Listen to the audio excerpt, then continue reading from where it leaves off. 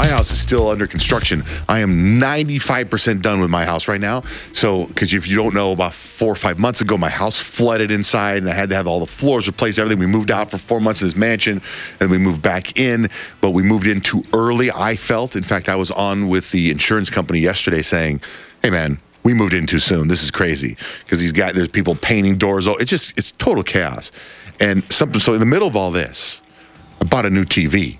Right. I bought a new TV months ago, but it just got installed. So I had this guy come over to show me how to work the TV and stuff. And while he's over explaining to me, I'm in the living room, sitting on the sofa with this guy. My kids just get home from school. There's about 15 people in my house that are painting and running around doing all kinds of construction stuff. And then my wife comes in and she says, can you come outside, please? I'm like, all right, so I'm learning the TV. She goes, can you come outside? I come outside.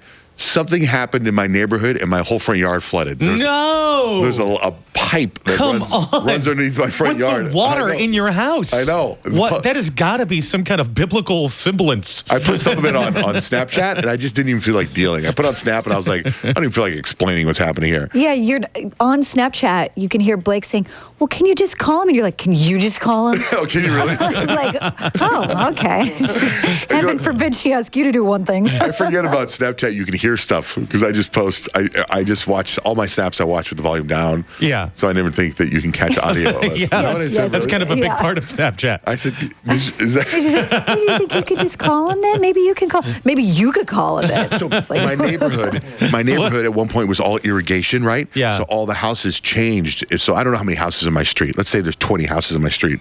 19 of them are now with sprinklers, except for this one that has irrigation. So the neighborhood, whatever, water company comes in and turns on the irrigation for this one house.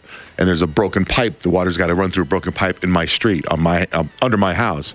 And so I asked the guys, could you turn on? They came over, the water guys said, can you guys turn off the water? Well, we can't. What about Mr. Smith? Mr. Smith's house he needs to get irrigation. We're not going to do it for another 3 weeks. I said, well, I'm sure Mr. Smith's a nice guy. Let me go talk to him. So they went with me to go knock on Mr. Smith's door. And Mr. Smith has rented out his house. And this woman from South Africa answers the door.